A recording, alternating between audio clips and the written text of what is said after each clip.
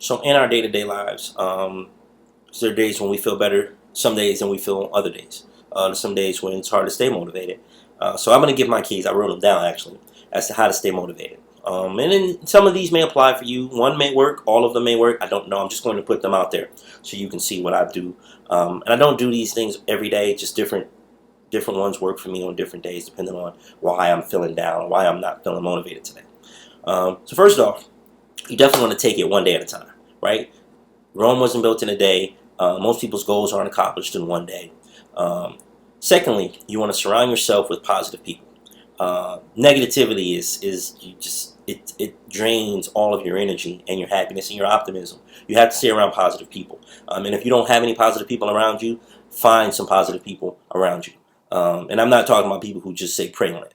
I'm talking about actual people who genuinely are happy for no reason whatsoever other than just that they're just constantly happy. Create a vision board. This has become a big thing for people to write down the vision board. And in the past, I've actually never really created a vision board in the past. Recently, I have.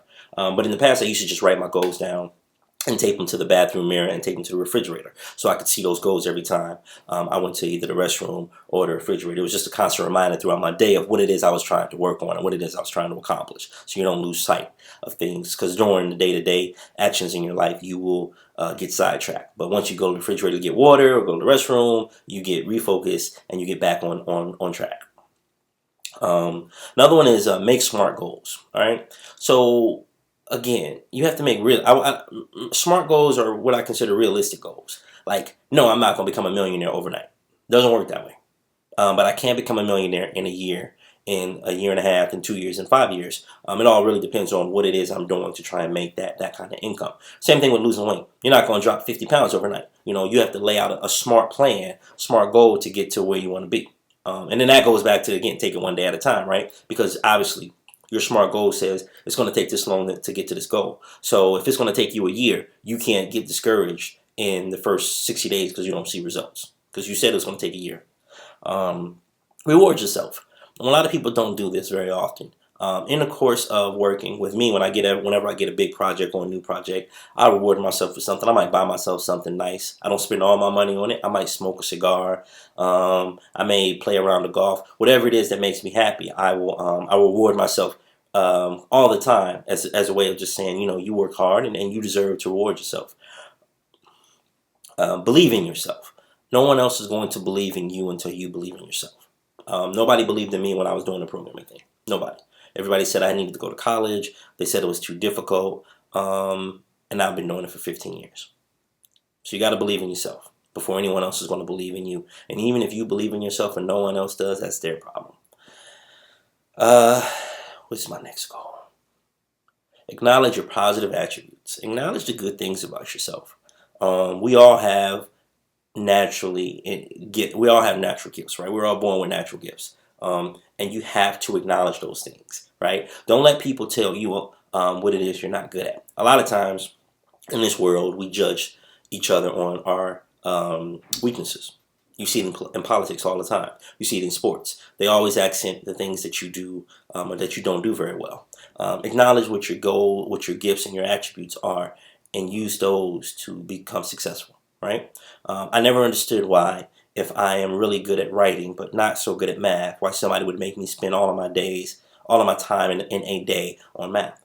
Why don't I just become a great writer and hire an accountant and just watch him and just pay attention to what he's doing? Because he's good at math, but I'm good at writing. So why would I spend so much time working on something that I'm not very good at, right? You only have to be good at one thing in life, and most successful people are. Don't let anybody tell you anything else. They may have branched off after they harness the power of their one major goal or major attribute. But most people were started out as only being good at one thing, and then it leads to other opportunities. So, acknowledge your positive attributes. Recognize your progress, right?